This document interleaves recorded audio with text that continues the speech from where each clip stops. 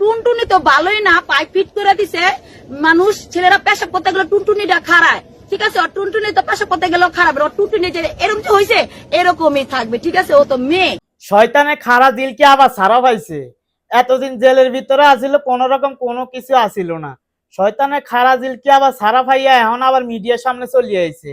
জামাই টুনটুনি কাটি দিয়া জেলের ভিতরে আসিল এতদিন, এখন আবার বারে সোজা চলে গেছে মিডিয়ার সামনে। মানে সরম বরম বলতে কোনো কিচ্ছু নাই। এত বড় একটা কাণ্ড করিয়া হিয়ার হর আবার যা ক্যামেরার সামনে কথা ক, অন্য কোনো হইলে তো এই যে আত্মহত্যা করে মরে যাইতো। কিন্তু চিন্তা করে এই শতানে খাড়া জিলকিরে রোজার মাসে ছাড়ছি কিন্তু, রোজার মাসে বলে শতান বন্ধ তাই এই শতানটা কিন্তু আবার ছাড়ি দিছে। শতান জেলের ভিতরে আসিল হেটাই তো ভালো আসিল। এই শতানে খাড়া জিলকি তো হন আবার মনে করে না ফেসবুক পুরা গরম করিয়া লাইব।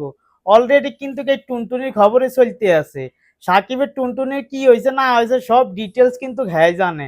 আমরা তো মনে করছি কমসে কম এটা 10-12 বছর জেলের ভিতরে থাকবো, কিন্তু এত তাড়াতাড়ি যেন এই শতানে খাড়া জিলকি ভাড়াই যাইব এরা তো আমরা চিন্তা করতে পারি না। অন্ত জুনিয়া সাকিবের জীবন আরো তামা তামা করিয়া লাইব।